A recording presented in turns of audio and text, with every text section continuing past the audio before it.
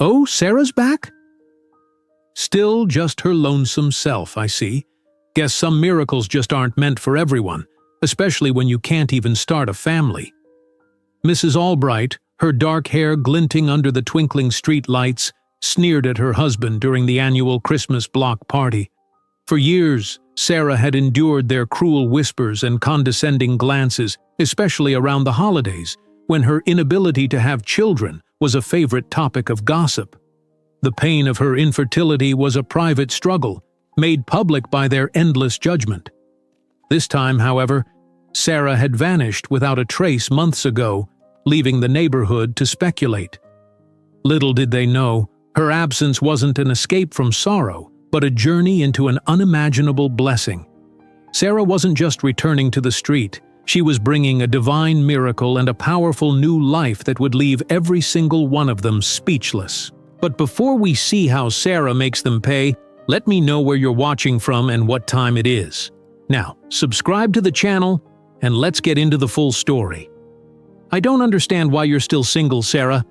A pretty teacher like you should have been married with at least 2 children by now," Barbara Reynolds said loudly enough for nearby guests to hear. Her perfect blonde hair bounced as she tilted her head with fake concern. 35 is really pushing it, you know." Sarah Mitchell clutched her wine glass tighter, forcing a smile that didn't reach her eyes. "Some of us have different timelines, Barbara." The elegant living room of the Reynolds colonial home in Westfield, Massachusetts felt suddenly airless. Sarah had been dreading this party since the invitation arrived, but Richard's hospital promotion was too significant for her to decline without raising questions. "Well, tick-tock," Barbara whispered with a wink before gliding away to greet other guests. The next morning, Sarah stood before 23 eager third graders at Westfield Elementary. Despite the heaviness in her chest, her voice remained cheerful. "Who can tell me the capital of Vermont?" she asked, scanning the bright faces. Little Emma Davis raised her hand enthusiastically. "Montpellier." "Excellent, Emma." Sarah smiled genuinely for the first time that day. Her classroom was where she felt most alive, surrounded by children's curiosity and energy. When the final bell rang, Sarah gathered her papers while parents arrived to collect their children. She noticed mothers chatting in small groups, discussing weekend plans and soccer practices. No one invited Sarah to join these conversations anymore. Once they'd realized she wasn't part of their mom club, the invitations had quietly stopped. "Miss Mitchell, my mom wanted to know if you can come to my birthday party on Saturday," Emma asked, her eyes hopeful. Before Sarah could answer, Emma's mother hurried over. "Emma, honey, I'm sure Miss Mitchell is busy with her own family plans." "I don't have," Sarah began. "We completely understand," Emma's mother interrupted with a tight smile. "Come on, Emma." Sarah watched them leave, then locked her classroom door. The drive home to her grandmother's colonial house took exactly 7 minutes. The beautiful white house with black shutters had been her sanctuary since her grandmother passed away 3 years ago. Today, it just felt empty. Inside, she placed her bag on the kitchen counter and stared at the invitation stuck to her refrigerator with a magnet. The Westfield Winter Festival was this weekend, the highlight of the community calendar. For 5 years, she had attended alone, enduring the whispers and sideways glances. Sarah moved to her grandmother's study and opened the bottom drawer of the desk, pulling out a medical folder. The papers inside were worn from repeated reading. Primary ovarian insufficiency. The diagnosis at age 28 had crushed her dreams of motherhood. The doorbell rang, startling her. Sarah quickly returned the folder to the drawer and went to answer. Lisa Porter, her only real friend in Westfield, stood on the porch with 2 coffee cups. "I figured you might need this after surviving another day of Barbara's territory." Sarah welcomed her inside. "You have no idea how much I needed to see a friendly face." They settled in the living room, where family photos lined the mantelpiece. Most featured Sarah's grandmother. Only a few showed Sarah's parents, who had died when she was in college. "Are you going to the festival?" Lisa asked. "I don't know," Sarah sighed. "Barbara will be there, holding court as the unofficial social director of Westfield." So what? Don't give her the satisfaction of chasing you away. Sarah took a sip of coffee. Yesterday at school, I overheard her telling another mom that I'm a cautionary tale about waiting too long. As if my condition was a choice. Lisa's face darkened. That woman is poison. Did you know she's throwing another party next week to celebrate Richard's promotion to hospital administrator? Yes, the invitation arrived yesterday, Sarah replied. I should go to support Richard. He's always been kind to me. 2 days later, Sarah stood in front of her bedroom mirror, giving herself a pep talk as she prepared for the Westfield Winter Festival. Her auburn hair fell in soft waves around her shoulders, and she had chosen a simple red sweater with jeans. You can do this, she told her reflection. 2 hours max, then you can leave. The town square was transformed with twinkling lights and holiday decorations when Sarah arrived. Families gathered around the massive Christmas tree, while vendors sold hot chocolate and crafts from wooden stalls. Sarah had barely taken 10 steps when Barbara spotted her. Sarah!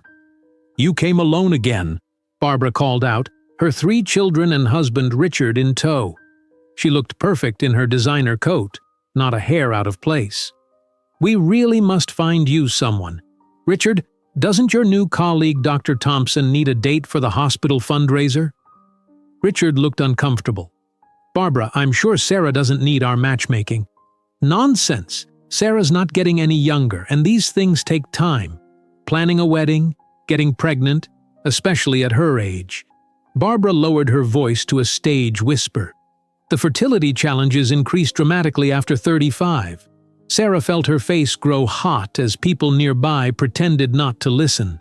I should get some hot chocolate, she mumbled, walking away quickly. For the next hour, Sarah avoided Barbara, watching families enjoy the festival from a distance. When the cold became too much, she decided it was time to leave. As she walked toward her car, Lisa caught up with her. You're not leaving already, are you? I've had enough Barbara for one night, Sarah said. I'll see you at their party next week. The night of Richard and Barbara's promotion party arrived too quickly. Sarah spent extra time getting ready, choosing a simple black dress that made her feel confident. She practiced neutral responses to inevitable questions about her personal life. The Reynolds home was packed with Westfield's most prominent residents when Sarah arrived. Barbara greeted her with air kisses. Sarah, darling. So glad you could make it. Richard was just saying how you always support our little gatherings despite coming alone. Barbara's smile didn't reach her eyes. Help yourself to wine. You look like you could use some. Sarah made her way through the crowd, exchanging pleasantries with colleagues and neighbors. Most conversations followed the same pattern. Polite questions about her teaching job, followed by awkward pauses when family topics arose. After an hour, Barbara clinked her glass for attention. The room quieted as she took center stage beside Richard. Everyone, thank you for coming to celebrate Richard's promotion to hospital administrator. We're so blessed by his success. She beamed at the crowd. And while tonight is about Richard's achievement, we have another announcement. Barbara paused dramatically, placing a hand on her stomach. We're expecting our 4th child. The room erupted in applause and congratulations. Sarah tried to smile, gripping her wine glass tighter. Then Barbara's eyes found Sarah across the room. Some women just bloom with motherhood, she said, her gaze locked on Sarah, while others simply weren't meant for it. The crowd fell silent. Only Richard's awkward laugh broke the tension. Sarah placed her glass down carefully and walked toward the door, fighting tears.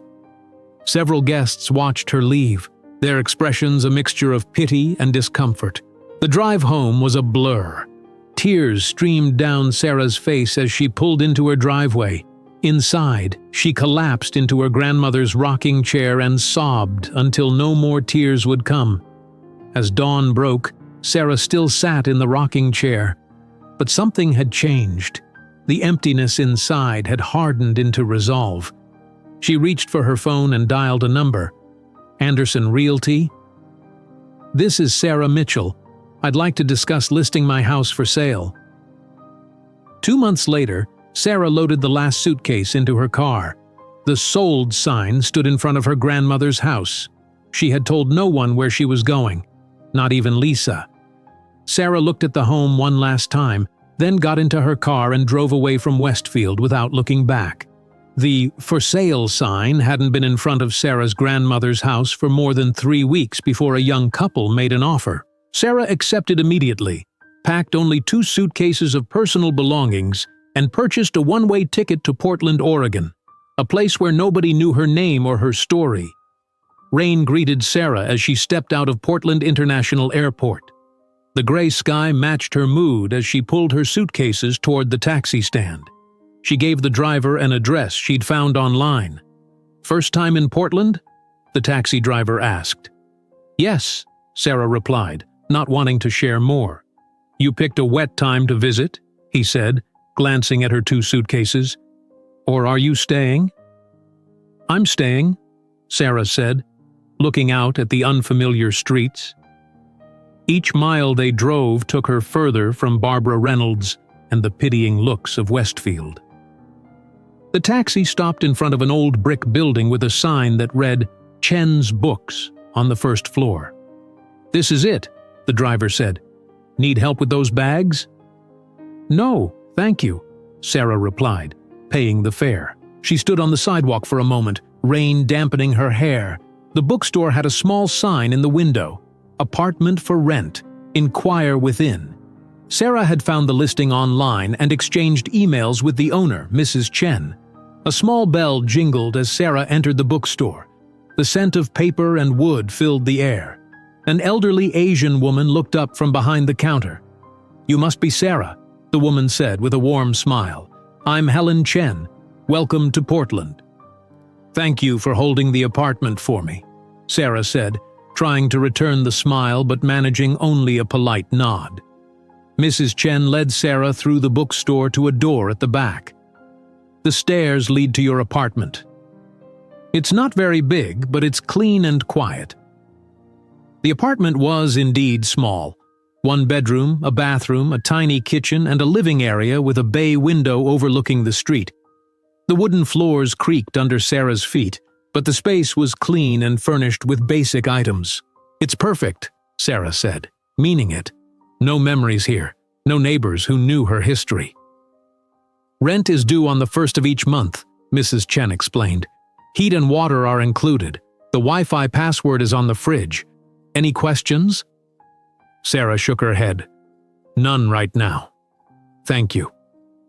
After Mrs. Chen left, Sarah sat on the edge of the bed and finally allowed herself to breathe. She was 2,956 miles from Westfield. No one here would look at her with pity. No one would whisper "poor Sarah" behind her back. The next morning, Sarah set up her laptop on the small desk near the bay window. Her new job as a content writer for an educational website would start today.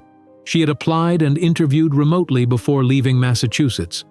The position allowed her to work from home, minimizing the need for personal connections. "Dear new writers," the welcome email read, "please complete the attached training modules and submit your first article draft by 5 o'clock on Friday." Sarah threw herself into work. Writing about educational topics kept her mind busy and allowed her to use her teaching knowledge without the painful reminders of the children she would never have. Days turned into weeks. Sarah established a routine: work, brief walks around the neighborhood, and evenings spent reading alone. She spoke to almost no one except cashiers at the grocery store and occasionally Mrs. Chen when they passed on the stairs. One rainy evening in April, exactly 3 months after arriving in Portland, Sarah was working on an important article about learning disabilities when her laptop screen suddenly went blue. "No, no, no," Sarah muttered, pressing buttons frantically. Nothing happened.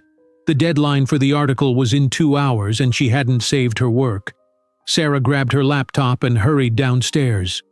The bookstore was closed, but light came from Mrs. Chen's private quarters behind the shop.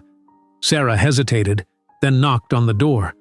Mrs. Chen appeared, looking surprised. "Sarah?" Is everything okay?" "I'm sorry to bother you," Sarah said, holding up her dead laptop. "My computer crashed, and I have an important deadline. Do you know if there's a cafe with Wi-Fi nearby?" "Of course, Powell's Coffee is 3 blocks down. They're open until midnight." Mrs. Chen studied Sarah's face. "You look tired. Have you been getting out at all?" Sarah looked away. "I've been busy with work." Mrs. Chen nodded. "Some of the neighborhood shop owners are having dinner together tomorrow night. Nothing fancy, just food and conversation. You should join us." "Oh, I don't think—" Sarah began. 7 o'clock. "At Ruby's Diner across the street," Mrs. Chen said firmly. "Now go save your work before your deadline." Sarah rushed to Powell's Coffee, found an outlet, and managed to revive her laptop long enough to retrieve her work and submit it before the deadline. When she returned to the apartment, she was exhausted but relieved. The next evening, Sarah stood in front of her small bathroom mirror, practicing casual conversation. "Hi, I'm Sarah. I moved here from Massachusetts. No, I don't have children. No, I'm not married." She sighed at her reflection. Maybe this dinner was a mistake. But the thought of spending another night alone in her apartment made her grab her coat and head for Ruby's Diner. The restaurant was warm and inviting. Mrs. Chen waved from a large table where 5 other people were already seated. "Everyone, this is Sarah Mitchell, my upstairs tenant," Mrs. Chen announced. "Sarah, meet the neighborhood.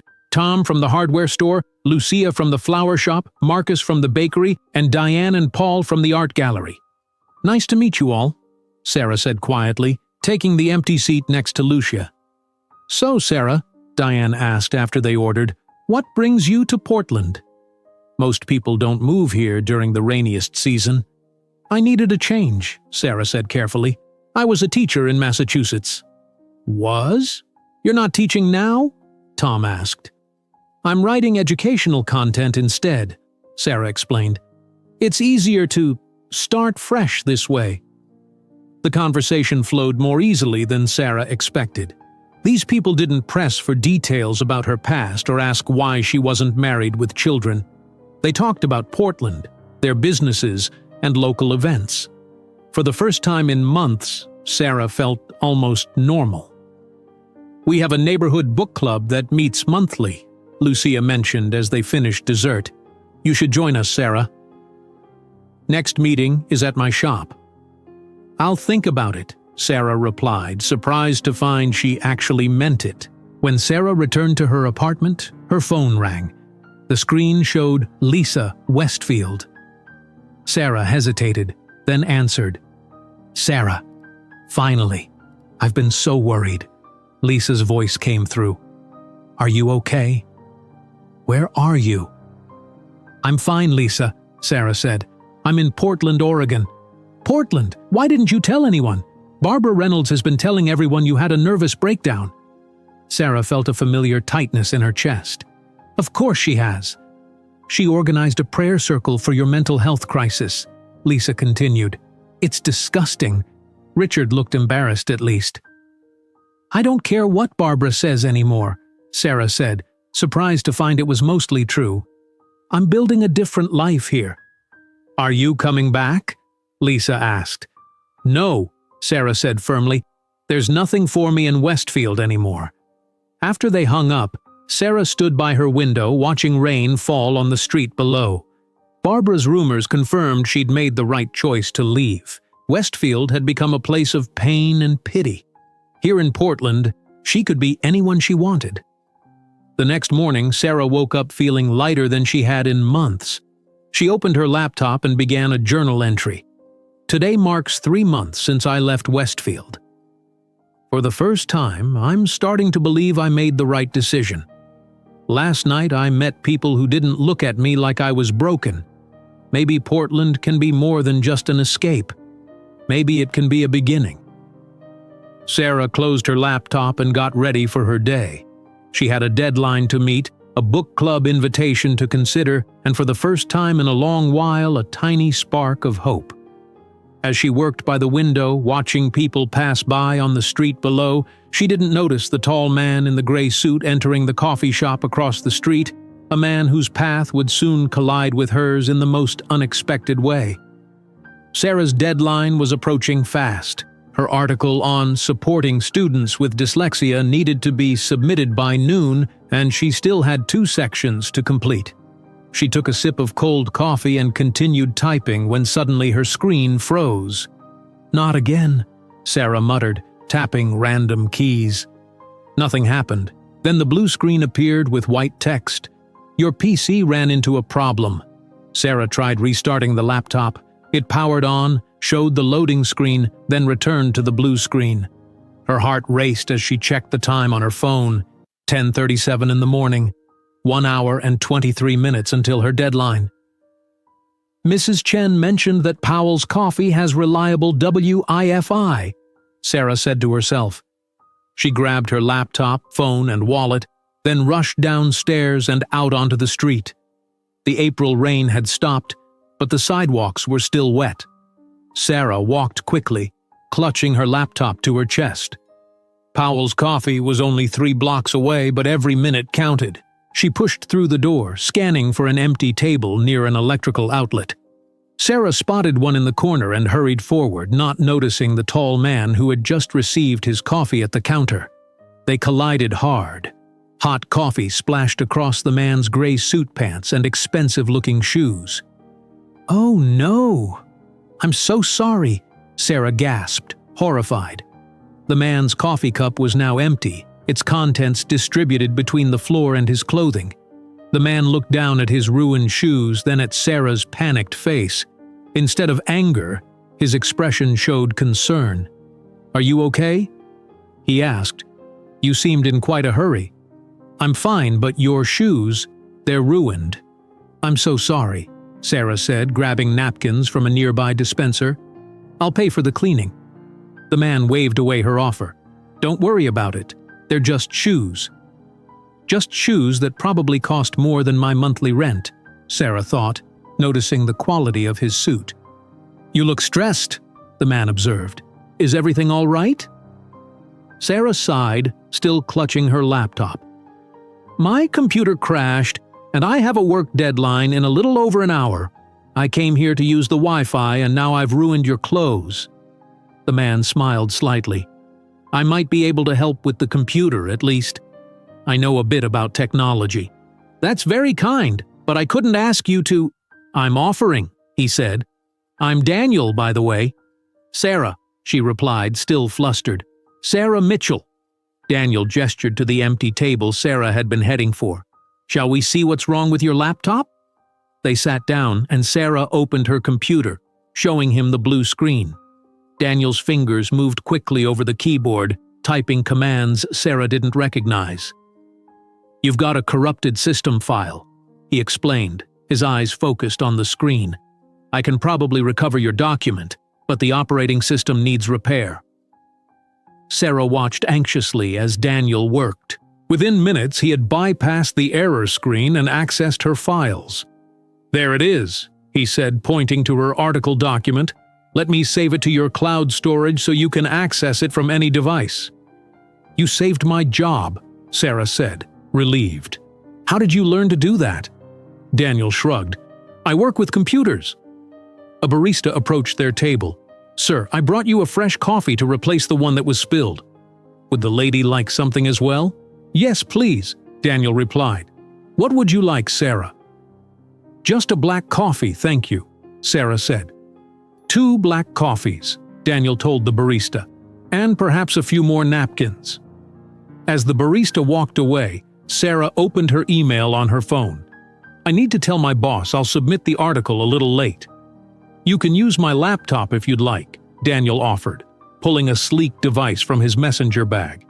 "Your document is saved to your cloud now, so you can access it there." Sarah looked up in surprise. "You'd let a stranger use your computer?" "You don't seem dangerous," Daniel said with a small smile. "Thank you," Sarah said, accepting the laptop. "This is incredibly kind of you." Sarah logged into her accounts and continued working on her article. Daniel sat quietly, occasionally dabbing at his stained pants with napkins. The barista brought their coffees. 47 minutes later, Sarah hit submit on her finished article, with 13 minutes to spare before the deadline. "Done," she sighed, relieved. "I can't thank you enough." "Happy to help," Daniel said. "What kind of writing do you do?" "Educational content," Sarah explained.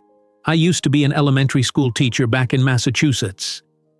"What brought you to Portland?" Daniel asked. Sarah hesitated. "I needed a change of scenery." Daniel nodded, not pressing further. "Portland's a good place for new beginnings." Their conversation flowed easily from there. Daniel asked thoughtful questions about her teaching experience and her views on education. Sarah found herself sharing stories about her favorite classroom moments. "What about you?" Sarah eventually asked. "You said you work with computers?" "I'm in cybersecurity," Daniel replied vaguely. "It's not as interesting as teaching children." "I disagree," Sarah said. "Cybersecurity is increasingly important. Do you work for a local company?" "I own a small firm," Daniel said, downplaying his role. "We develop security solutions." They discussed books they'd recently read, discovering they shared a love for historical fiction and scientific journals. Daniel mentioned growing up in Washington state with parents who worked multiple jobs to support him. "They sound like wonderful people," Sarah commented. "They were," Daniel said quietly. "They passed away a few years ago." "I'm sorry," Sarah said, recognizing the familiar pain in his eyes. "My parents are gone too. My grandmother raised me after that." They talked about music, films, and their favorite places in Portland, though Sarah admitted she hadn't explored much of the city yet. "The Japanese garden is worth visiting," Daniel suggested. "It's peaceful, especially on weekday mornings when there are fewer people." Sarah didn't realize how much time had passed until she glanced at her phone. "Oh, it's already past 3 o'clock. We've been talking for almost 4 hours." Daniel looked surprised as well. "I didn't notice. I should probably get going, though. I have a meeting this evening." The barista approached their table. "I'm sorry, but we're closing early today for a staff training." "Of course," Daniel said, standing up. "Thank you for the coffee." Outside the cafe, Sarah turned to Daniel. "I really can't thank you enough. You saved me from missing my deadline and probably losing my job." "It was my pleasure," Daniel replied, looking slightly hesitant before continuing. "I was wondering if I could get your phone number, in case you have any more computer troubles." Sarah paused. She had deliberately avoided making connections in Portland.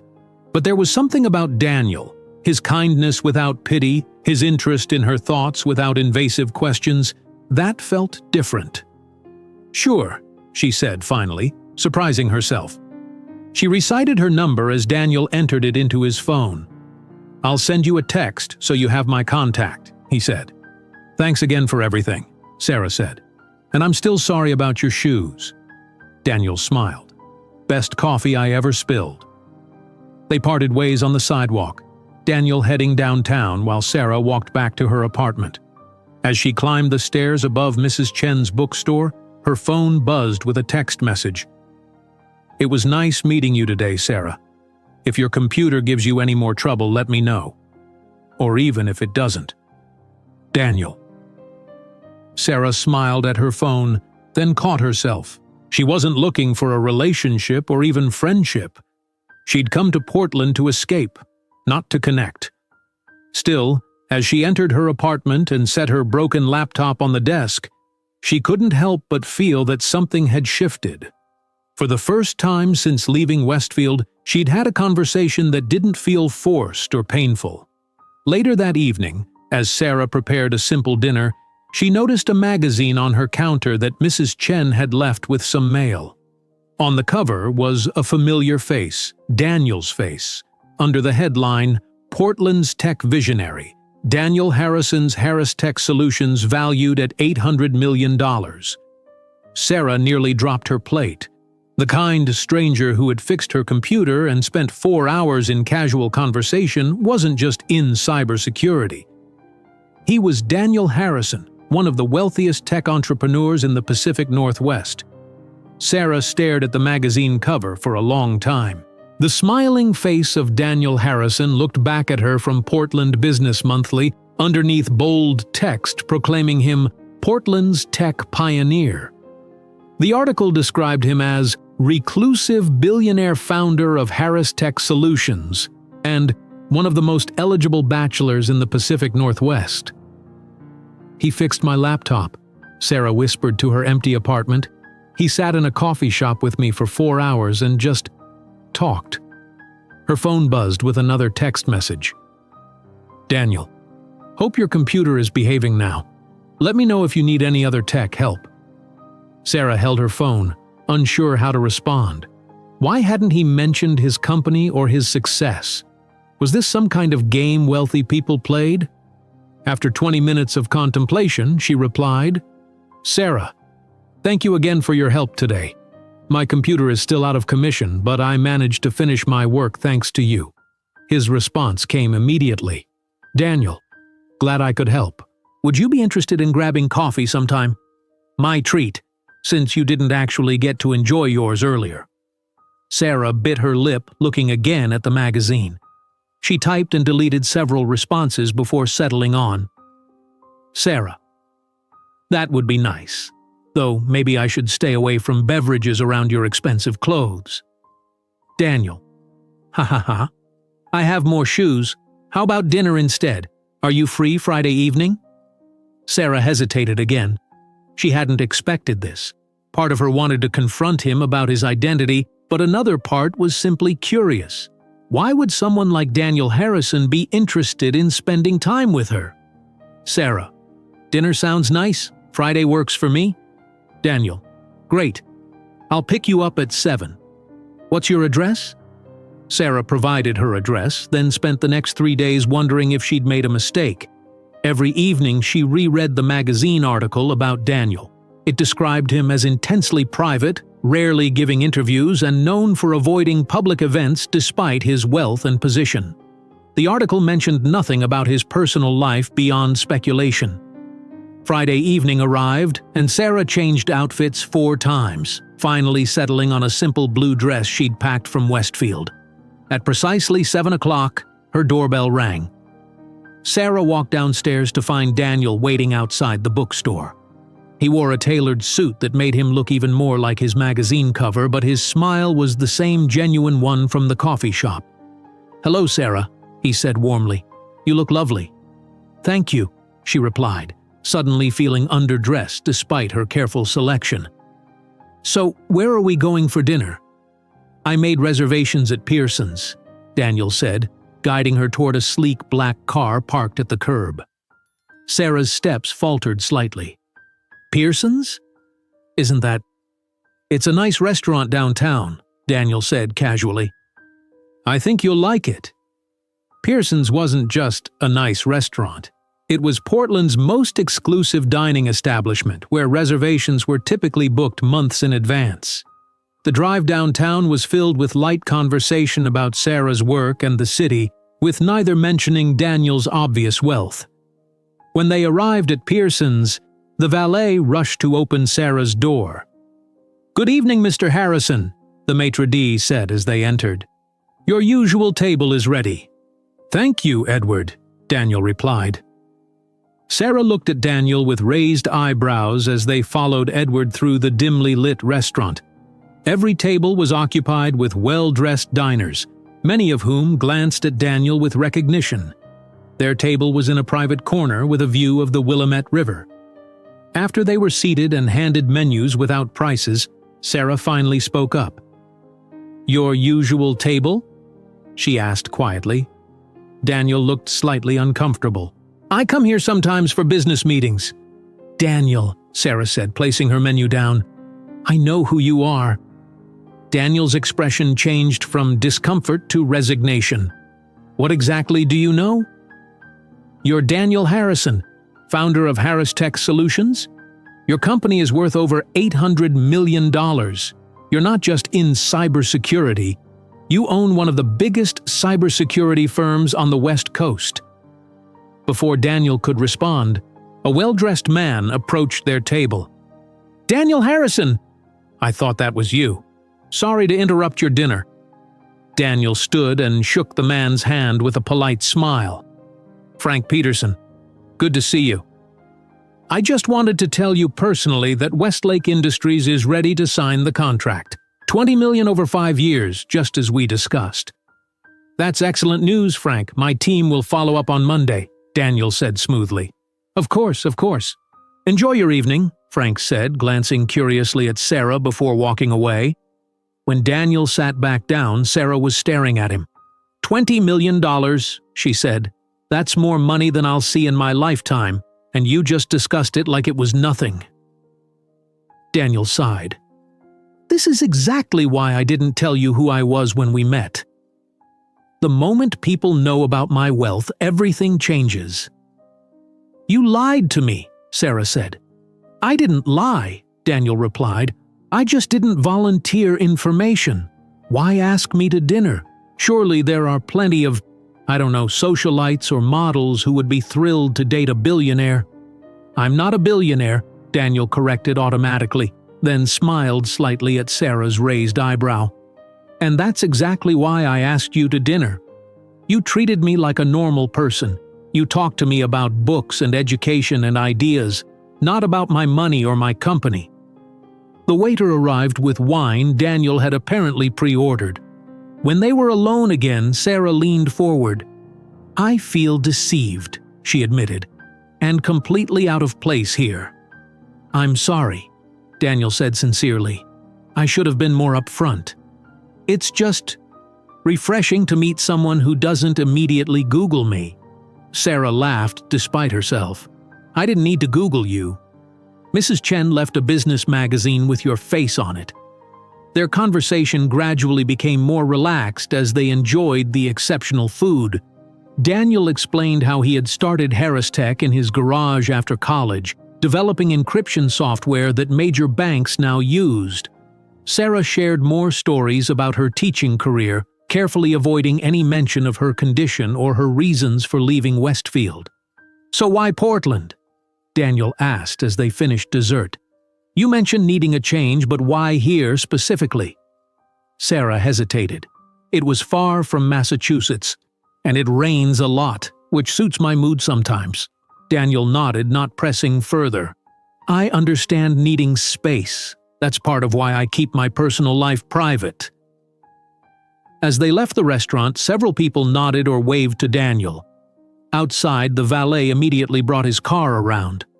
"I feel like I'm having dinner with a celebrity," Sarah commented as they drove back to her apartment. "Hardly," Daniel said. "In tech circles, I'm known. In real life, I'm just another person trying to find genuine connections." When they arrived at her building, Daniel walked Sarah to the door. "I had a nice time," he said, "even with the awkward revelations." "I did too," Sarah admitted, "though I'm still processing the fact that you have your usual table at the most exclusive restaurant in Portland." Daniel laughed. "Next time you pick the place. Somewhere without usual tables." "Next time?" Sarah asked. "If you'd like," Daniel said, suddenly looking uncertain. "I understand if my situation makes you uncomfortable." Sarah thought for a moment. "I'm not uncomfortable with your success, Daniel. I'm uncomfortable with feeling misled." "Fair enough," he nodded. "Complete honesty from now on, I promise." "Okay then," Sarah said. "Next time I pick the place." Daniel smiled. "I look forward to it." After saying goodnight, Sarah climbed the stairs to her apartment. As she got ready for bed, her phone buzzed with a text.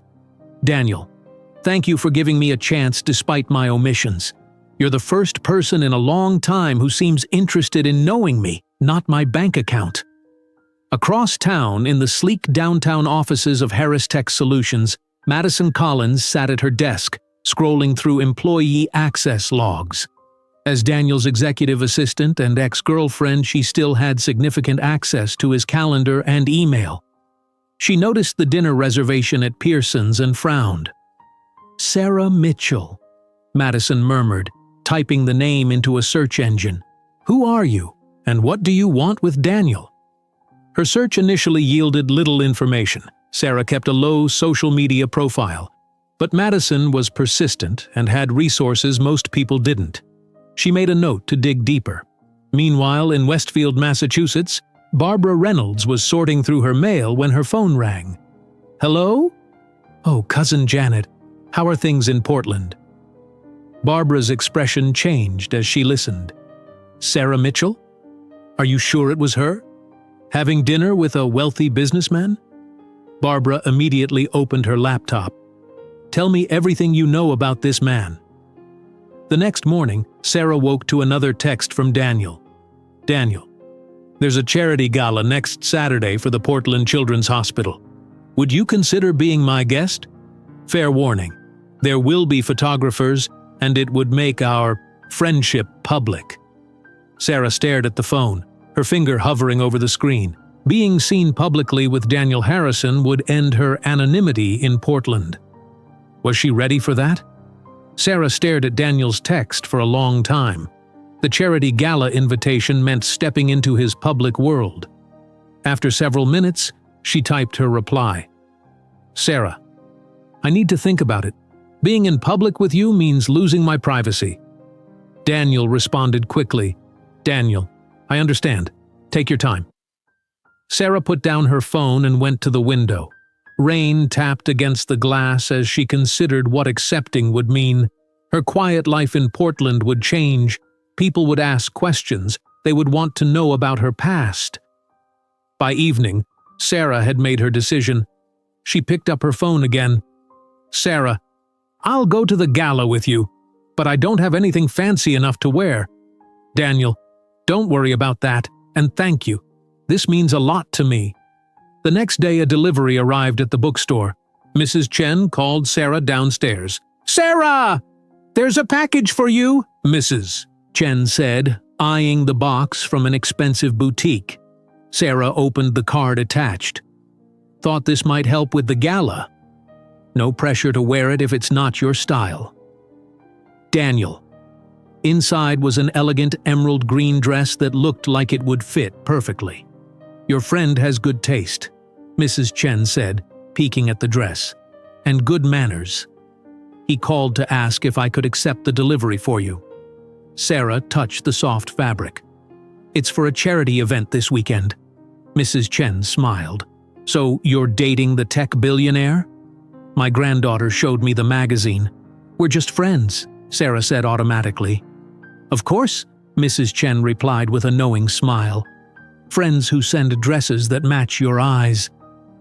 The night of the gala arrived. Sarah spent hours getting ready, more nervous than she'd been for any school presentation or job interview.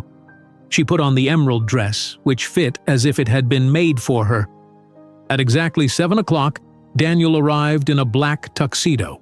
When Sarah opened the door, he stopped mid-greeting. "Wow," he said softly. "You look beautiful." "The dress is perfect," Sarah said. "Thank you." "The dress is just fabric," Daniel replied. "You're what makes it special." They drove to the Portland Children's Hospital Foundation Gala in Daniel's car. As they approached the venue, Sarah saw the red carpet, the photographers, and the crowd of well-dressed people. "Are you okay?" Daniel asked, noticing her tension. "Just nervous," Sarah admitted. "I've never been to anything like this." "Just stay close to me," Daniel said. "We'll get through the entrance quickly." But as soon as they stepped out of the car, the flashes began. "Daniel Harrison!" several photographers called. "Over here! Who's your date?" Daniel placed his hand gently on Sarah's back, guiding her through the chaos. She tried to smile naturally as cameras clicked around them. Inside the ballroom, things were calmer but equally intimidating. Crystal chandeliers hung from the ceiling. Tables were set with fine china and silver. A small orchestra played softly in the corner. "Everyone's staring," Sarah whispered. "Because I'm never seen with a date at these events," Daniel explained. "And because you're the most beautiful woman in the room." A waiter offered them champagne. Sarah took a glass gratefully, needing something to hold. Throughout dinner, people kept approaching their table. Business associates, charity board members, and Portland socialites all wanted a moment with Daniel and a curious look at Sarah. Daniel introduced her simply as Sarah Mitchell, my friend, without explaining further. After dinner, as Daniel was speaking with a hospital administrator, a striking woman in a red dress approached Sarah. "So you're Daniel's newest interest," the woman said, her smile not reaching her eyes. "I'm Madison Collins, Daniel's executive assistant, and his closest advisor." "Nice to meet you," Sarah replied cautiously, noting the territorial tone in Madison's voice. "Daniel rarely brings dates to these events," Madison continued, sipping her champagne. "You must be special." "We're just friends," Sarah explained. Madison laughed lightly. "Of course, that's how it always starts." She leaned closer. "How are you finding Portland? Quite different from Westfield, Massachusetts, I imagine." Sarah froze. "How do you know where I'm from?" "Oh, Daniel mentioned it," Madison said smoothly. "Though he didn't mention your medical situation. Such a shame for a woman your age." The champagne glass nearly slipped from Sarah's fingers. No one in Portland knew about her diagnosis, not even Daniel. "Excuse me," Sarah said, walking quickly toward the restroom. She leaned against the sink, trying to calm her racing heart. How could Madison know? Who had access to her medical records? When she returned to the ballroom, Sarah found Daniel immediately. "We need to talk," she said quietly. "Now." Daniel led her to a quiet balcony overlooking the city. "What's wrong?" "Your assistant Madison knows things about me that I haven't told anyone in Portland," Sarah said. "She knows about my medical condition. How is that possible?" Daniel looked confused. "What medical condition?" "And Madison isn't my assistant. She's our corporate counsel. We used to date years ago." "She introduced herself as your assistant and closest advisor," Sarah said. "And somehow she knows about my infertility diagnosis." Daniel's expression hardened. "Madison had no right to access any information about you, and she certainly had no right to speak to you about it." "How did she get this information?" Sarah pressed. "I don't know," Daniel said, "but I'll find out. I'm so sorry, Sarah." Sarah wrapped her arms around herself. "I should have known this would happen. This is why I left Westfield. To escape the whispers and pity." "Pity? Why would anyone—" "Because I can't have children," Sarah interrupted, tears forming. "I was diagnosed with primary ovarian insufficiency at 28. My dream of having a family was destroyed. In Westfield, I became the town's cautionary tale." Daniel was quiet for a moment. Then he gently touched Sarah's arm. "Sarah, I'm sorry about your diagnosis, but it doesn't change how I feel about you." "You don't understand," Sarah said. "Men want families, children. I don't," Daniel said simply. Sarah looked up, surprised. "What?" "I never wanted children," Daniel explained. "My father resented being a parent. He made sure I knew it every day. I decided long ago I wouldn't risk putting a child through that." "You really don't want children?" Sarah asked, disbelieving. "No. And I'm sorry for what you've gone through, but your diagnosis doesn't make you less valuable as a person or a partner." Sarah wiped her tears. "So when Madison tried to use that information to upset me—" "She was trying to drive you away," Daniel finished. "She's done it before with women I've dated." They stood quietly for a moment, the city lights twinkling below them. "I should take you home if you want to leave," Daniel offered. "No," Sarah said, surprising herself. "Let's go back inside." I'm not going to let her win. When they returned to the ballroom, Madison watched with narrowed eyes as Daniel kept Sarah close for the remainder of the evening. The next morning, Sarah woke to a text from Mrs. Chen with a link to the Portland Tribune Society page. The headline read, "Tech Titan Daniel Harrison debuts Mystery Woman at Children's Hospital Gala." A photo showed Sarah and Daniel smiling at each other, her hand on his arm. As Sarah stared at the image, her phone rang with an unknown number. "Hello?" she answered cautiously. "Sarah Mitchell," a familiar voice said. "It's Barbara Reynolds from Westfield. My cousin Janet in Portland sent me the most interesting newspaper clipping." Sarah ended the call immediately, her hands shaking. How had Barbara found her number? And more importantly, how long until everyone in Westfield knew where she was? Her phone rang again. Daniel this time. "Have you seen the papers?" he asked when she answered. "Yes," Sarah replied, "and I just got a call from Barbara Reynolds." "Who?"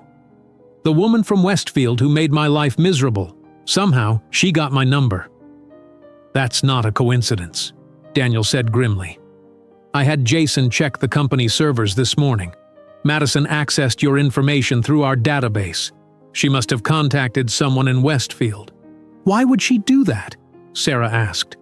"Because she's still in love with me," Daniel said, "or at least the idea of me." Across town, Madison sat at her desk, scrolling through emails Barbara had sent overnight, detailed accounts of Sarah's humiliation in Westfield, her nervous breakdown, and her hasty departure. Madison smiled to herself. This information would be useful. Meanwhile, in a downtown coffee shop, Daniel sat across from his best friend and business partner, Jason Williams. "You've known this woman for what, a month?" Jason asked. "And you're already talking about firing Madison over her?" "Madison violated company policy and Sarah's privacy," Daniel said firmly. "Maybe so, but Madison has been with us since the beginning. Sarah Mitchell is just your latest interest." "She's different," Daniel insisted. Jason studied his friend's face. "You're serious about her." "I am," Daniel confirmed. "For the first time, I've met someone who sees me, not my money or my company." "Just be careful," Jason warned. "Not everyone is as honest as you are." But Daniel wasn't listening anymore. He had made his decision. 6 months later, after a whirlwind courtship that surprised everyone in their lives, Daniel and Sarah sat in her small apartment above the bookstore. Takeout containers from their favorite Thai restaurant littered the coffee table. Daniel seemed unusually nervous. "Sarah," he said suddenly, "I know this might seem fast, but when something feels right, why wait?" He pulled a small velvet box from his pocket and opened it to reveal a vintage diamond ring. "This was my grandmother's. She was the only person who truly loved me for me, until I met you." Sarah stared at the ring, speechless. "I've never been more certain of anything in my life," Daniel continued. "Will you marry me?" "Yes," Sarah whispered, her eyes fixed on the vintage diamond ring. "Yes, I'll marry you." Daniel slipped the ring onto her finger, his hands slightly trembling.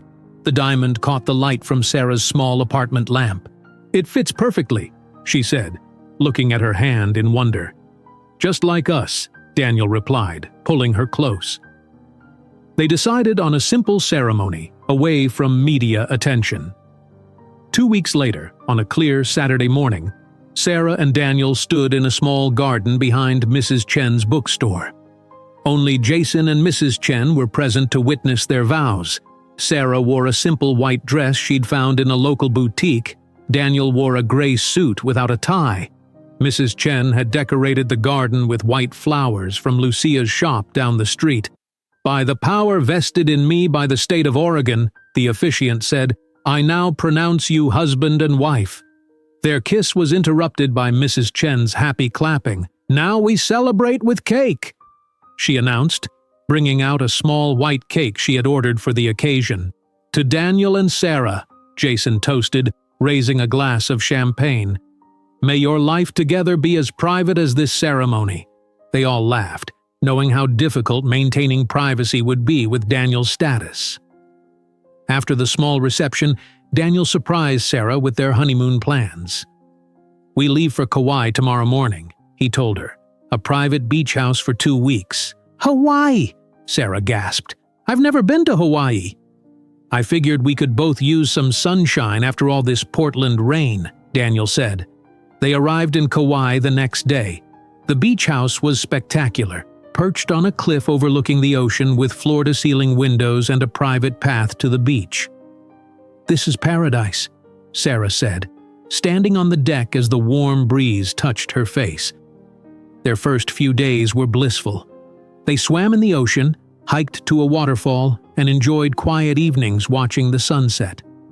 On their 5th day, as they walked along the beach, Sarah suddenly felt dizzy. "Whoa," she said, stopping to steady herself against Daniel's arm. "Are you okay?" Daniel asked, concerned. "Just a little dizzy." "Probably too much sun," Sarah replied. The next morning, Sarah woke up feeling nauseated. She barely made it to the bathroom before getting sick. Daniel knocked gently on the door. "Sarah? Are you all right?" "Must be something I ate last night," she called weakly. But when the nausea and dizziness continued for 2 more days, Daniel became worried. "I think we should see a doctor," he insisted, after finding Sarah throwing up again. "It's probably just a stomach bug," Sarah protested. "Please," Daniel said, "for my peace of mind." Sarah reluctantly agreed, and Daniel drove them to North Shore Medical Center. After checking in at the emergency room, a nurse took Sarah's vital signs and asked about her symptoms. "How long have you been feeling nauseated?" the nurse asked. "About 3 days," Sarah replied. "Any chance you could be pregnant?" the nurse asked routinely. Sarah laughed sadly. "No, I have primary ovarian insufficiency. I can't get pregnant." The nurse made a note in the chart. "Dr. Patel will be with you shortly." Dr. Elena Patel was a woman in her 40s with a kind smile and efficient manner. She reviewed Sarah's chart before entering the examination room. "Mrs. Harrison, I understand you've been experiencing nausea and dizziness for several days," Dr. Patel said. "Yes, but it's probably just a virus," Sarah said. "Let's run some tests to be sure," Dr. Patel replied. "I'll need to take some blood samples." After the blood was drawn, Sarah and Daniel waited in the small exam room. "This is not how I pictured spending our honeymoon," Sarah joked weakly. An hour later, Dr. Patel returned with a strange expression on her face. "Mrs. Harrison, your test results are quite surprising," she said. "Your HCG levels are extremely elevated." "What does that mean?" Daniel asked. "It means," Dr. Patel said slowly, "that you're pregnant." Sarah shook her head. "That's not possible. I told the nurse about my condition." "I understand, but the blood test is clear," Dr. Patel replied. "I'd like to do an ultrasound to confirm." In the ultrasound room, Sarah lay back on the table, still in disbelief. Daniel held her hand tightly as Dr. Patel applied gel to Sarah's abdomen. The room filled with a rapid whooshing sound. Dr. Patel moved the ultrasound wand, her eyes widening. "This is—" she began, then stopped. "Mr. and Mrs. Harrison, I'm detecting multiple heartbeats." "Multiple?" Sarah whispered. Dr. Patel turned the screen toward them, pointing at distinct areas. "Here, here, here, and here. 4 separate embryos." Daniel's grip on Sarah's hand tightened. 4 babies. "Quadruplets," Dr. Patel confirmed. "Given your medical history, Mrs. Harrison, this is statistically miraculous. I've never seen anything like it in my 20 years of practice." Sarah stared at the screen, tears forming in her eyes. "How is this possible?" "Sometimes medicine can't explain everything," Dr. Patel said gently. "But what I can tell you is that this is a very high-risk pregnancy. You'll need specialized care." After more tests and consultations with specialists, they returned to the beach house in shocked silence. Sarah sat on the deck, staring at the ocean. 4 babies, she said finally, after being told I would never have even one. Daniel sat beside her. "I know this is overwhelming, and I know I said I never wanted children." "Are you upset?" Sarah asked, turning to face him.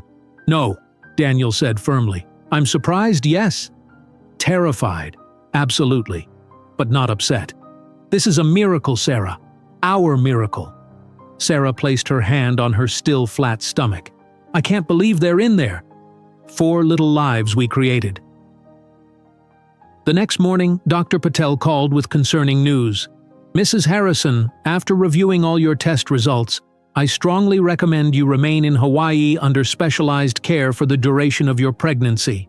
Given the high-risk nature of carrying quadruplets and your underlying condition, traveling back to Portland would be dangerous. Daniel immediately went into action mode. "We'll stay," he told Sarah after the call.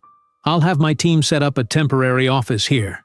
"But your company," Sarah protested, "can function without me physically present," Daniel finished. "You and the babies are my priority now." Within days, Daniel had rented a larger house with an office space where he could work remotely.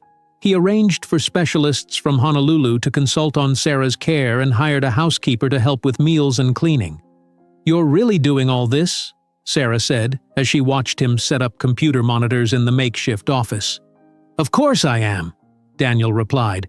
"You're my wife, and those are our children." "But you never wanted children," Sarah reminded him. Daniel stopped what he was doing and came to sit beside her. "I never wanted children because I feared I'd be like my father. But seeing your face when Dr. Patel showed us those heartbeats, I want these babies, Sarah. With you." As weeks passed, Sarah's pregnancy progressed well under close medical supervision. Her small frame began to show the pregnancy early, and by 12 weeks, she already looked as if she were 5 months along with a single baby. One afternoon, as Sarah rested in the bedroom, a young nurse named Tiffany was checking her blood pressure. "You're the talk of the hospital," Tiffany said cheerfully. "Everyone's amazed by your quadruplets." "I'm still amazed myself," Sarah replied. "Is it true you were told you couldn't have children?" Tiffany asked.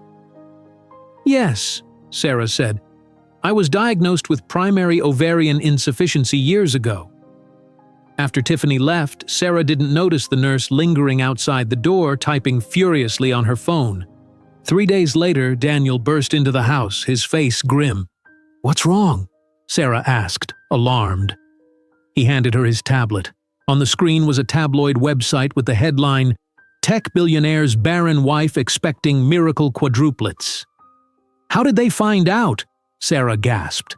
"Someone at the hospital leaked it," Daniel said angrily. "The article mentions your medical condition specifically." Sarah read further, her face paling. "Sources close to the couple say the pregnancy has shocked everyone, especially given Sarah Mitchell's well-documented infertility struggles in her hometown of Westfield, Massachusetts." "There's only one person who could have provided that information," Daniel said darkly.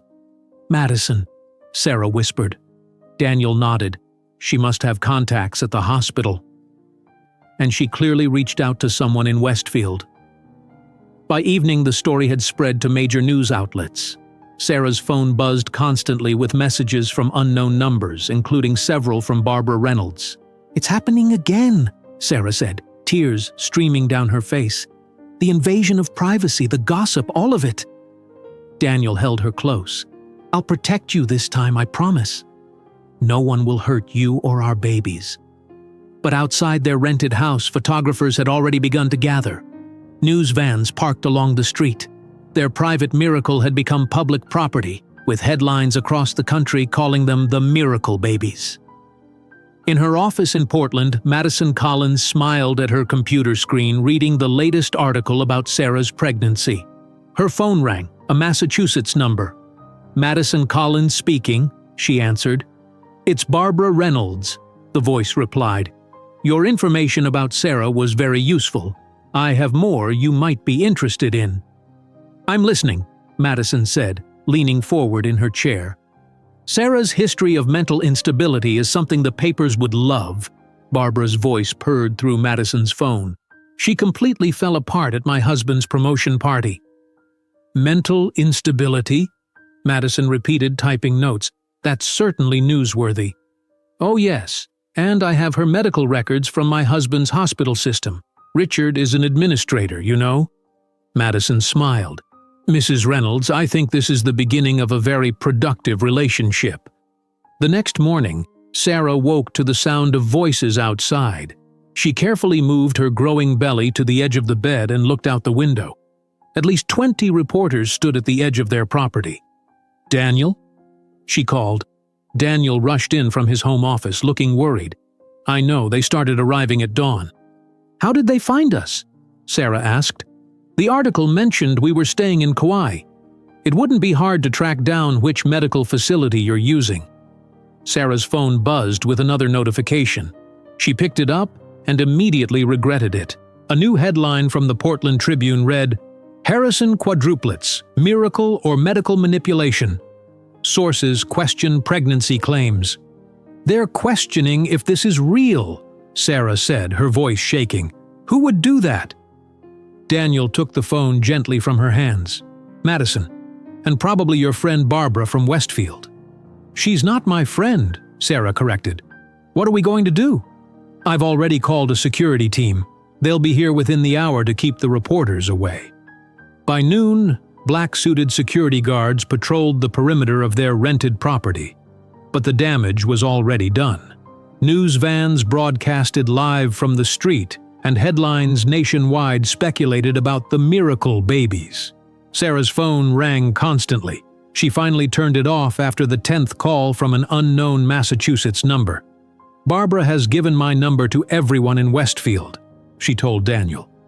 Daniel's jaw tightened. "I'll have your number changed today." That afternoon, Dr. Patel arrived for Sarah's scheduled checkup, looking disturbed as she passed through the media crowd. "This is not good for your health," she said bluntly after examining Sarah. "Your blood pressure is elevated, and with quadruplets, that's dangerous." "What should I do?" Sarah asked. "Complete bed rest," Dr. Patel ordered. "No news, no phones, no stress. I want you to create a bubble of calm for yourself and those babies." After the doctor left, Daniel transformed their bedroom into a peaceful retreat. He removed the television, installed light-blocking curtains, and set up a small fountain that made gentle water sounds. "Your stress-free zone," he announced. "I'll handle everything else. But your company—" "Jason is managing things in Portland," Daniel assured her. "And I can work from the home office when you're resting." Days passed in this new routine. Sarah stayed in bed or on a lounge chair on the private deck, reading books and focusing on staying calm. Daniel fielded calls, managed the security team, and kept the outside world at bay.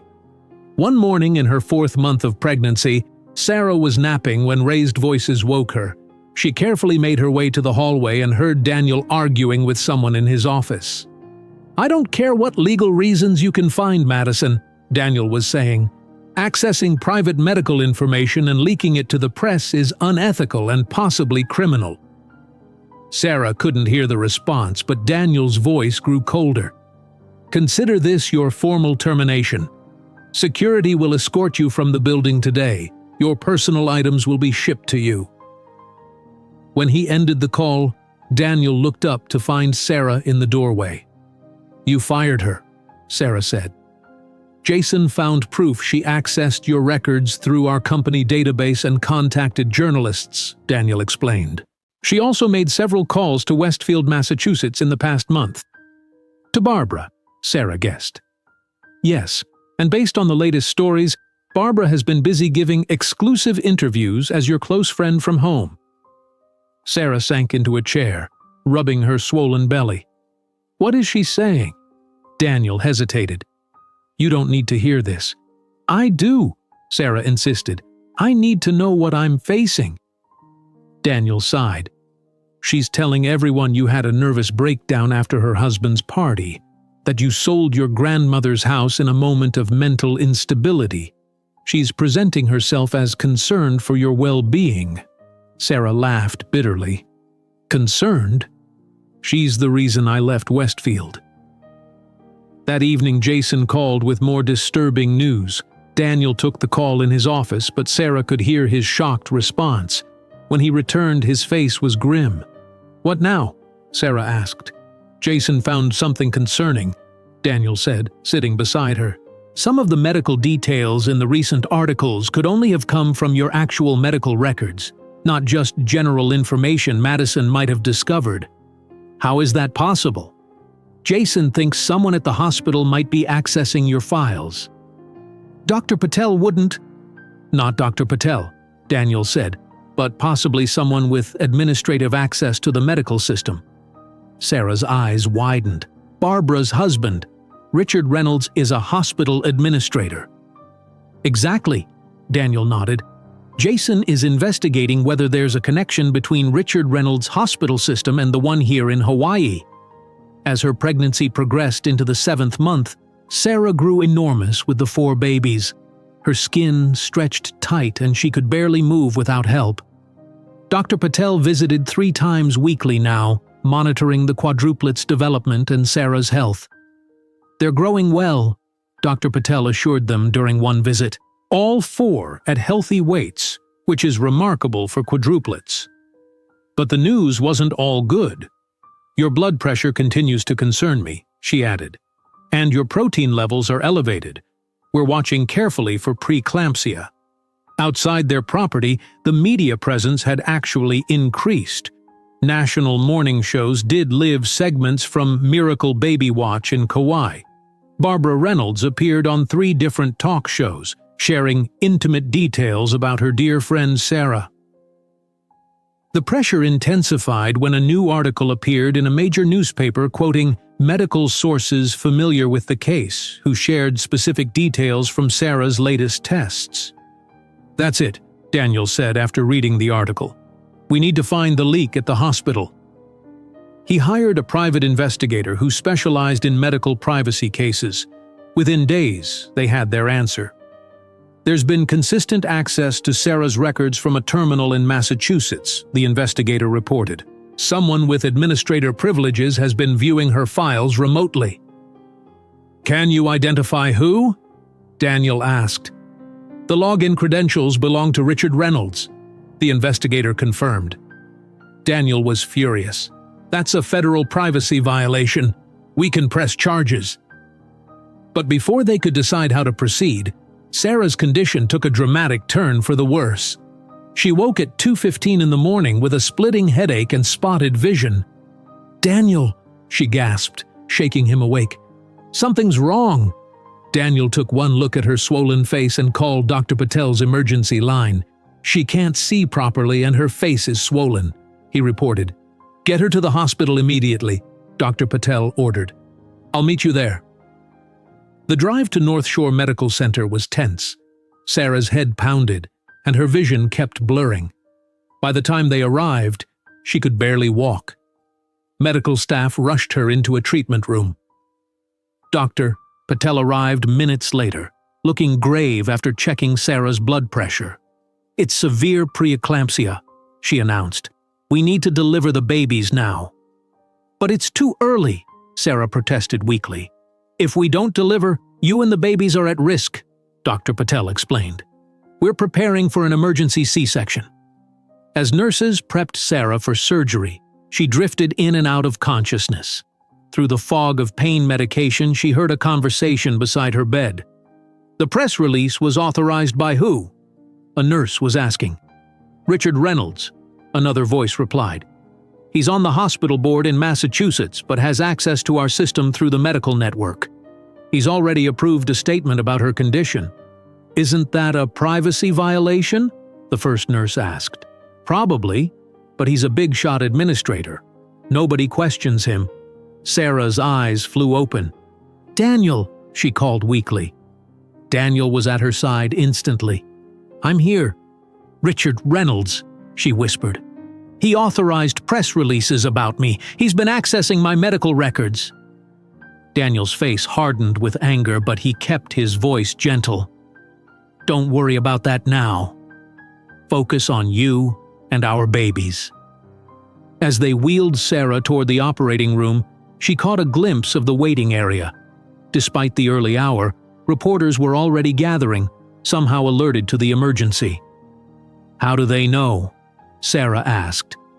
Daniel didn't answer, but his expression said everything. Someone had leaked this information too. In the bright lights of the operating room, Sarah felt a moment of clarity despite her fear. Richard Reynolds hadn't just violated her privacy, he had potentially put her life and her baby's lives at risk by treating her medical condition as entertainment for the masses. As the anesthesiologist placed the mask over her face, Sarah made a promise to herself. When this was over, when her babies were safe, there would be a reckoning with the Reynolds family. The operating room lights blurred as Sarah drifted under anesthesia. A team of doctors and nurses moved with quick precision around her. Daniel, dressed in surgical scrubs, sat by her head, the only part of her not hidden behind the blue surgical drape. "We're starting now," Dr. Patel announced. "Mr. Harrison, you can stay as long as you remain seated." Daniel nodded, his eyes fixed on Sarah's unconscious face. "I'm not going anywhere." The next 30 minutes passed in tense silence, broken only by medical terminology Daniel didn't understand. Then, suddenly, a tiny cry filled the room. "Baby A is out," Dr. Patel called. "A girl, as expected."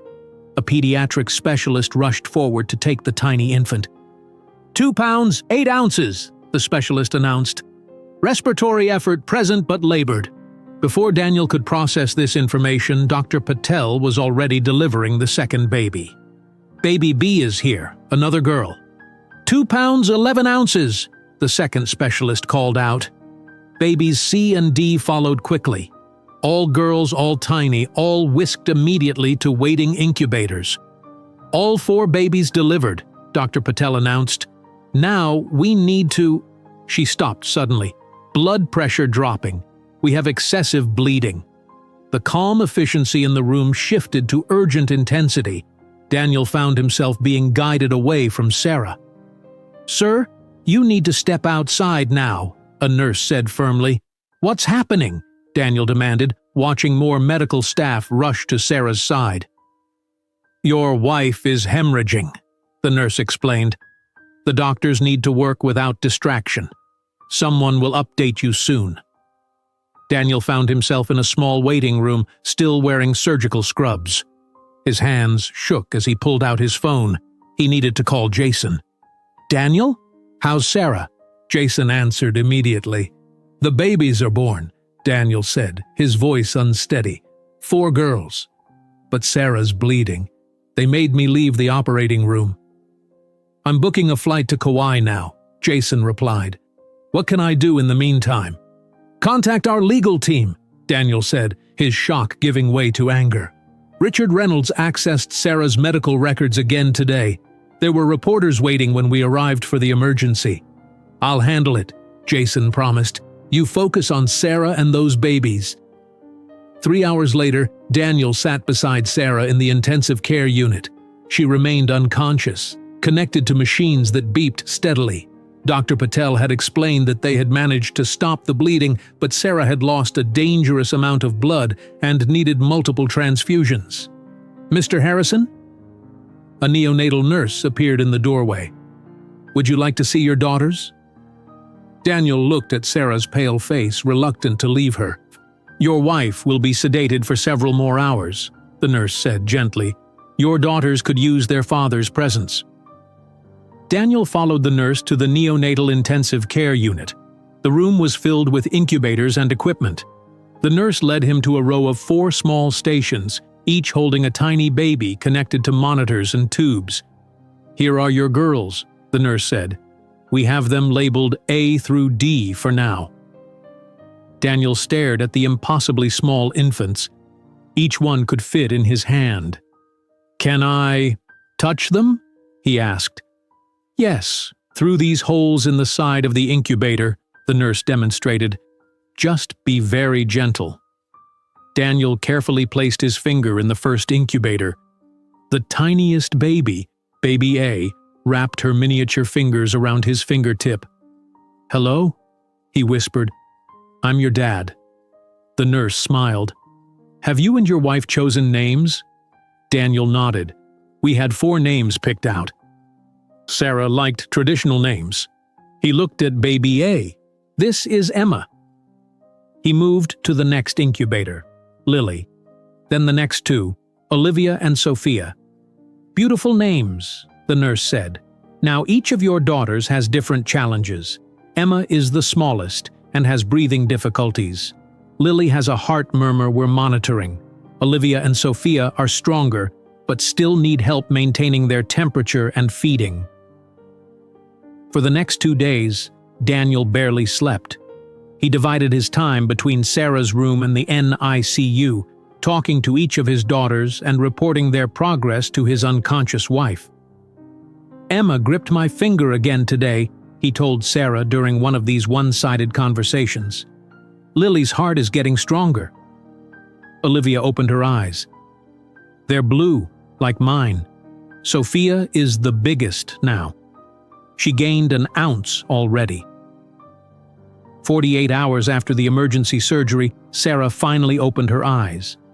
Daniel was beside her bed immediately. "The babies," she whispered, her voice rough from the breathing tube that had been removed earlier.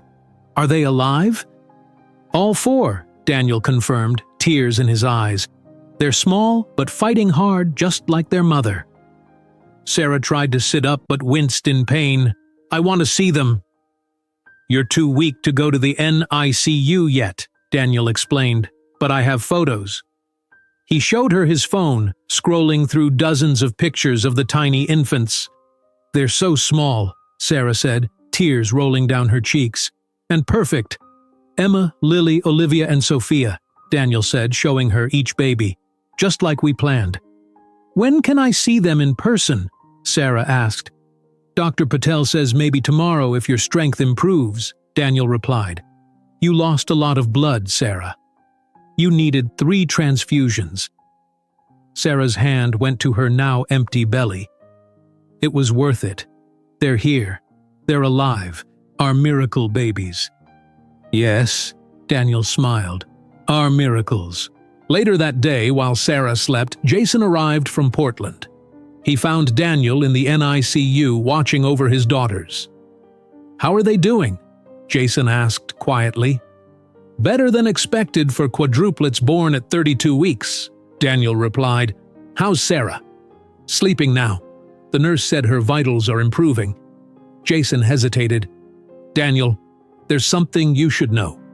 Daniel turned to his friend. "What is it?" "The media coverage has intensified. Every major outlet is reporting on the miracle quadruplet's birth. Some are even broadcasting from outside this hospital." "How do they know so many details?" Daniel asked, though he already suspected the answer. "I had our team investigate," Jason said, pulling out a tablet. "Look at this." The screen showed an email chain between Richard Reynolds and a hospital employee in Kauai. Richard had requested and received regular updates about Sarah's condition. "He bribed someone on staff here," Jason explained. "And he's been feeding information to press outlets." "That's a federal privacy violation," Daniel said, his voice hard.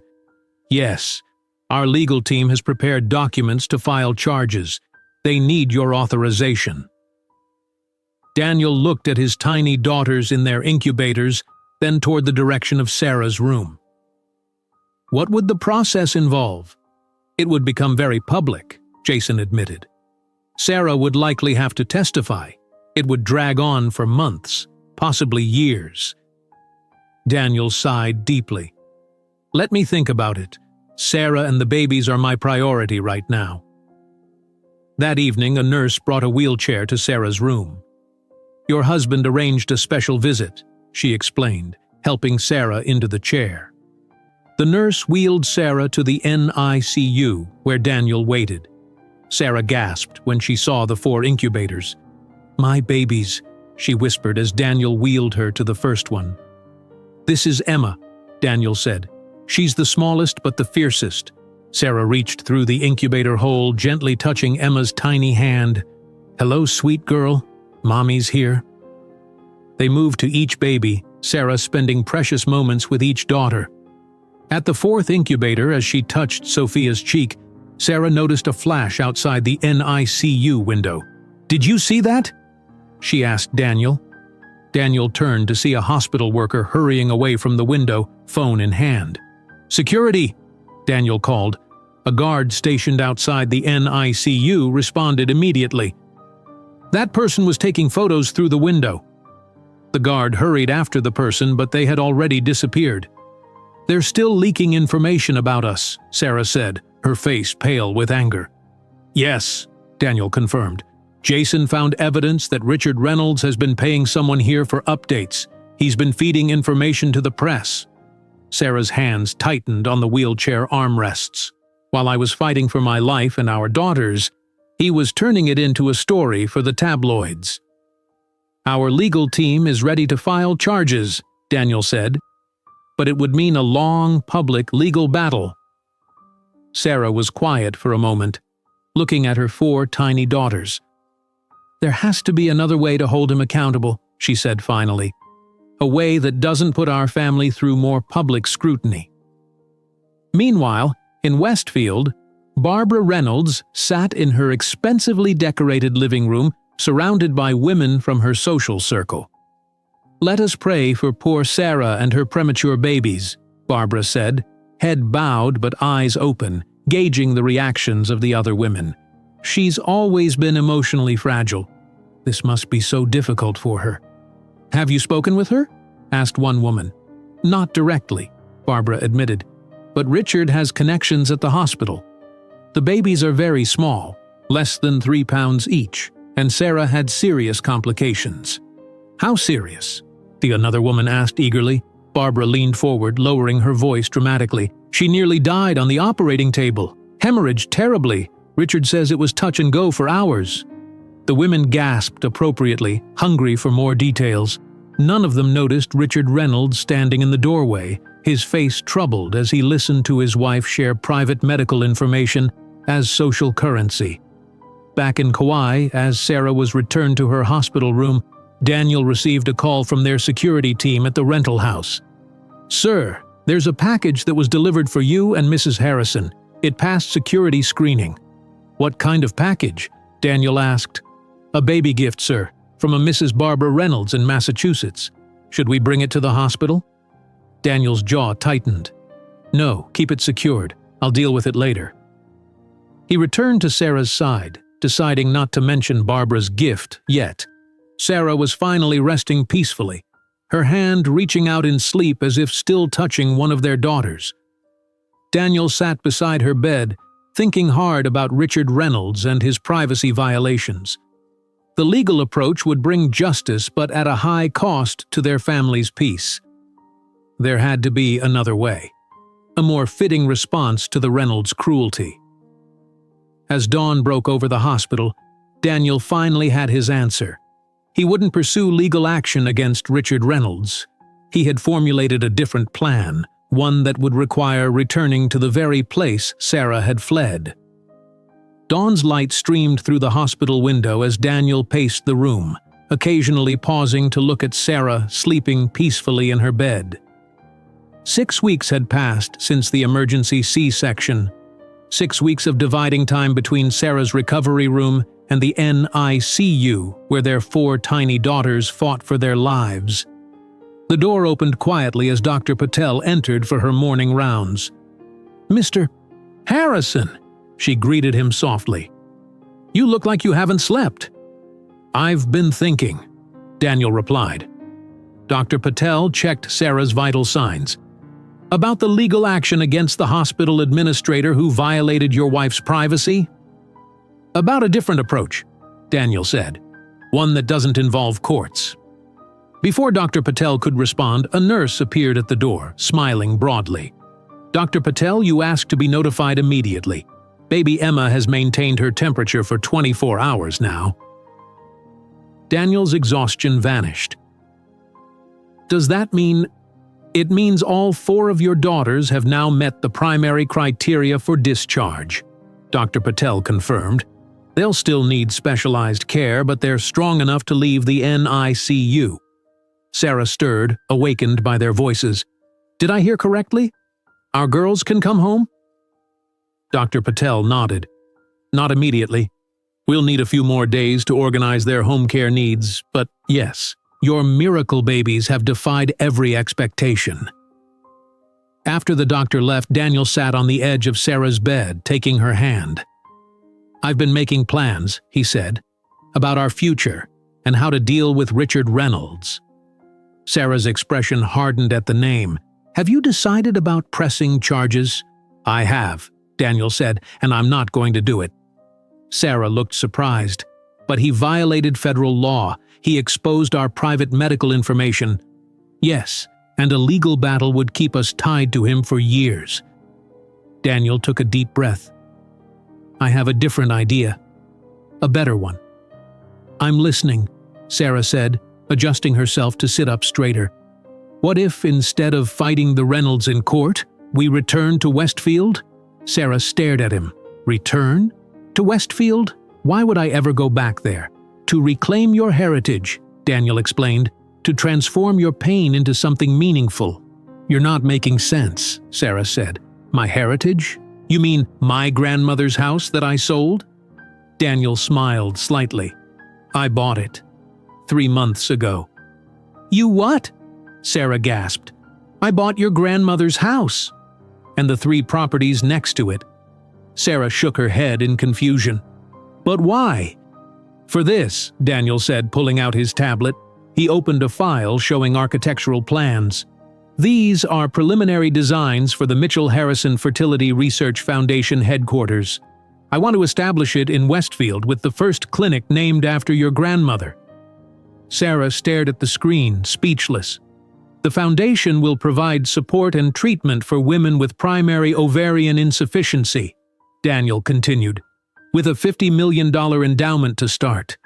$50 million, Sarah whispered. "Daniel, that's a fraction of what Harris Tech is worth," he finished, "and a better use of money than legal fees." Sarah looked up from the tablet, eyes shining with tears. "You want to build this in Westfield? Where Barbara and everyone else made me feel worthless because I couldn't have children?" "Exactly there," Daniel confirmed, "where your story began. But this time, you'll be writing the ending." Sarah was quiet for a long moment. "I don't know if I can face them again." "You won't be facing them alone," Daniel said. "You'll have me, our daughters, and the weight of our foundation behind you." Later that afternoon, Jason arrived at the hospital with more documents for Daniel to review. He found Daniel in the NICU watching as the nurses prepared the babies for their first family photo. "How's the legal prep going?" Daniel asked without looking away from his daughters. "That's what I came to discuss," Jason replied. "Our team has compiled irrefutable evidence against Richard Reynolds. We can end his career with this." Daniel finally turned to face his friend. "We're not pursuing legal action." Jason looked shocked. "What? After everything he did?" "Daniel, he violated federal law." "I know, and we're going to hold him accountable, but not in court." Daniel explained his plan for the foundation and their return to Westfield. "And where does Richard Reynolds fit into this?" Jason asked. "I'm going to offer him a position on the foundation's ethics board," Daniel said. "A position that would require him to publicly advocate for women struggling with infertility. A position where his past violations would make him either a hypocrite or a man seeking redemption." Jason shook his head in disbelief. "That's either brilliant or crazy." "Maybe both," Daniel admitted, "but it gives him a choice. Face public disgrace through our lawsuit or try to make amends through honest work with the foundation." "And his wife? Barbara? The one who started all this?" "Sarah will handle Barbara," Daniel said, a small smile forming. "I think she's earned that right." 3 days later, the hospital organized a small ceremony as Emma, the last of the quadruplets, was officially discharged from the NICU. All 4 baby girls now weighed over 5 pounds, still small but healthy and strong. A medical transport team helped move them to the luxury rental house Daniel had secured. The home had been transformed with a nursery containing 4 cribs, medical monitoring equipment, and a small apartment for the 2 neonatal nurses Daniel had hired to help care for the babies. That evening, as Sarah sat in a rocking chair holding Emma while Daniel fed Lily, she finally gave him her answer. "I'll go back to Westfield," she said quietly, "not for revenge, but for reclamation. For all the women like me who were made to feel less because of something they couldn't control." Daniel smiled. "I was hoping you'd say that." "But I have conditions," Sarah continued. "First, we wait until the girls are stronger. Second, we time our return to coincide with the Westfield Winter Festival." "The festival?" Daniel asked. "Why?" "Because that's where Barbara humiliated me last year," Sarah explained. It's where this story began. It seems fitting that's where we start the new chapter." Daniel nodded. "And third?" "Third," Sarah said with determination. "I want to look Barbara Reynolds in the eye wearing an emerald green dress that shows I'm not the broken woman who fled Westfield. I want her to see that her cruelty led me to my greatest happiness." Over the next few months, as the quadruplets grew stronger, Daniel and Sarah prepared for their return to Westfield. Daniel worked with architects on the foundation headquarters, while Sarah recovered her strength and bonded with their daughters. Jason oversaw the renovation of Sarah's grandmother's house, restoring it to its former beauty while modernizing the interior. The adjacent properties were being transformed into the clinic space and foundation offices. On a crisp autumn day, as Sarah watched the babies sleeping in their cribs, she received a call from Lisa, her only friend from Westfield. "Sarah, is it true? Are you really coming back?" "News travels fast," Sarah said, surprised. "How did you hear?" "Construction crews have been working on your grandmother's house for weeks," Lisa explained, "and Barbara Reynolds is having a fit trying to find out what's happening. She's telling everyone you must have had a complete breakdown." Sarah smiled to herself. "And how is dear Barbara?" "Still the center of attention," Lisa replied. "She's organizing the Winter Festival again this year, acting like she's the town's savior. She still talks about you, you know. Uses your story as a warning to young women about waiting too long. Does she know about the babies?" Sarah asked. "She knows you had quadruplets," Lisa confirmed, "but she tells everyone they must have used extreme medical interventions. She can't admit it might be natural because that would ruin her narrative." After the call ended, Sarah found Daniel in his home office. "Barbara Reynolds is already spreading rumors about us," she told him. "She's trying to control the story before we even arrive." Daniel looked up from his computer. "Are you having second thoughts?" "No," Sarah said firmly. "In fact, I just made an appointment with a designer in Portland. I'm going to have that emerald dress custom made." As December approached, final preparations were made for their return to Westfield. A trusted staff member flew ahead to prepare the house. Medical specialists were arranged to care for the quadruplets during the journey and after their arrival.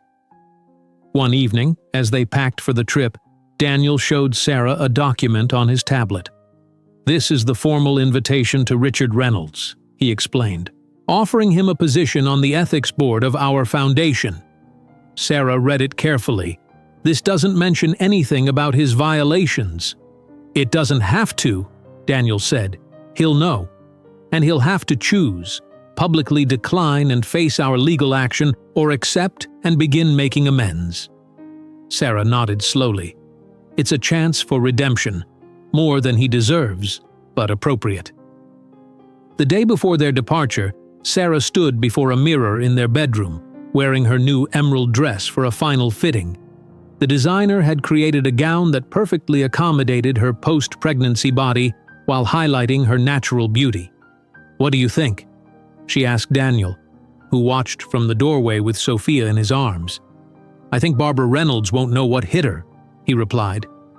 Sarah smiled, stroking the soft fabric. "It's not about hurting her. It's about showing her that she didn't break me, that her cruelty led me to a joy she can't diminish."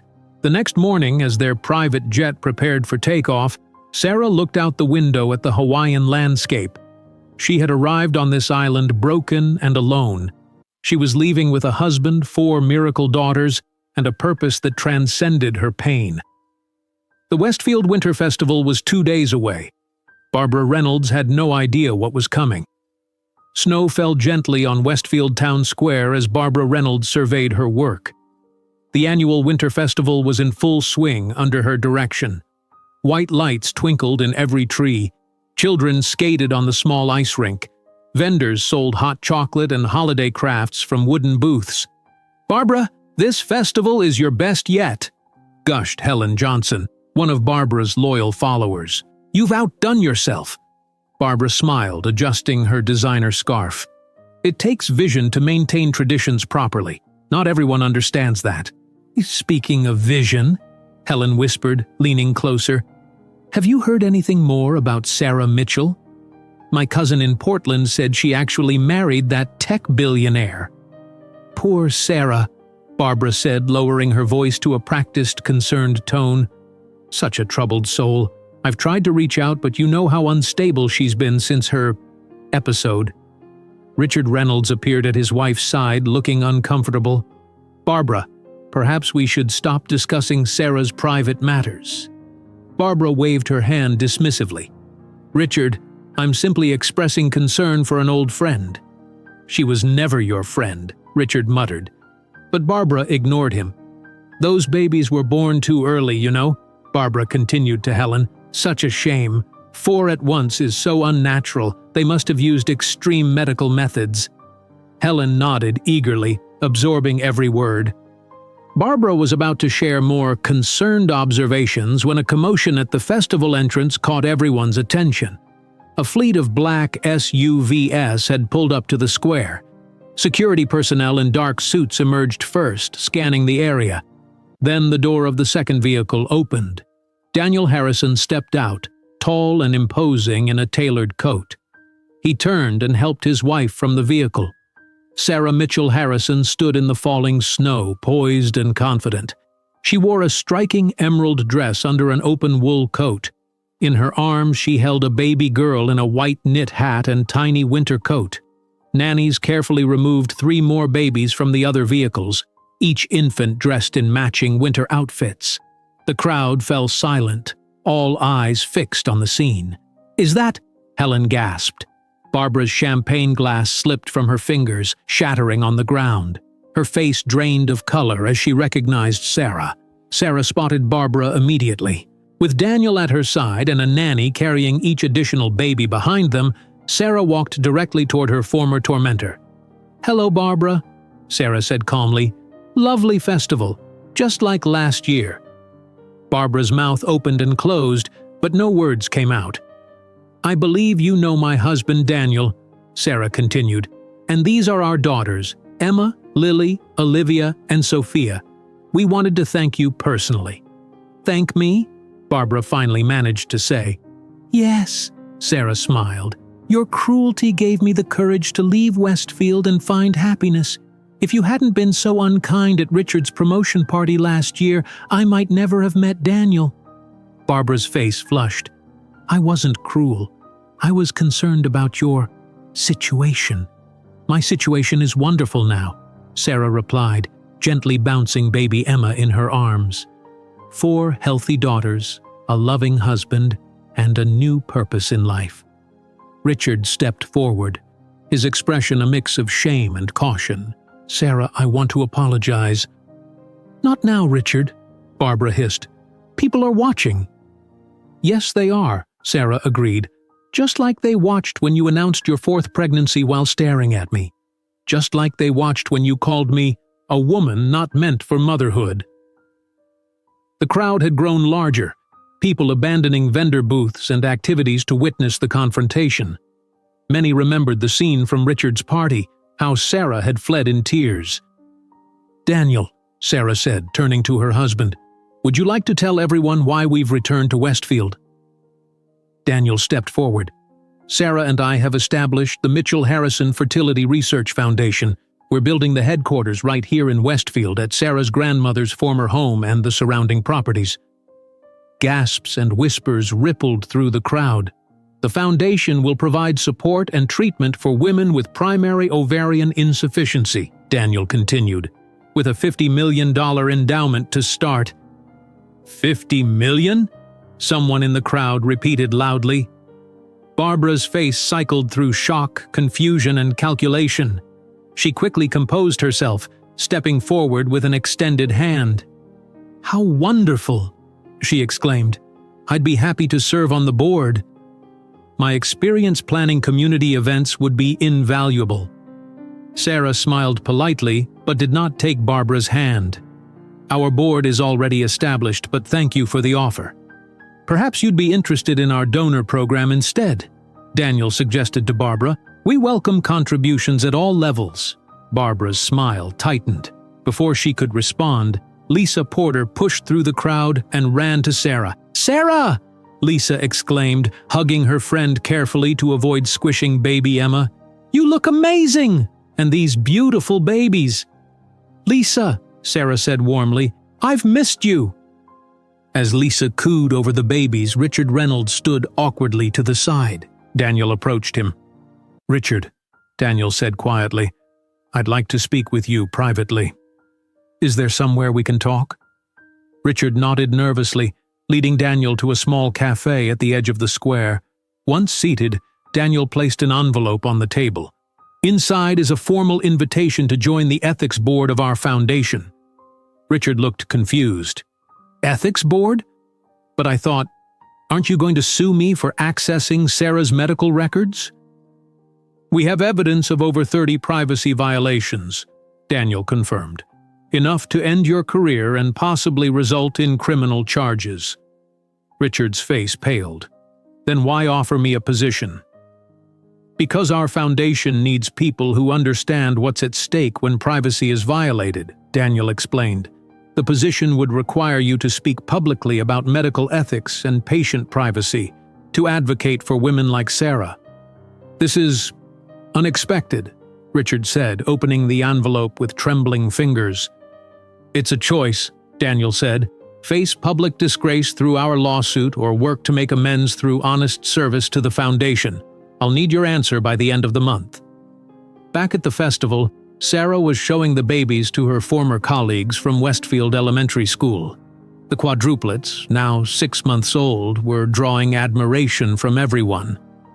"They're beautiful, Sarah," said the school principal. "Will you be returning to teaching?" "Not immediately," Sarah replied. "I'm actually writing a children's book series based on the girls' adventures.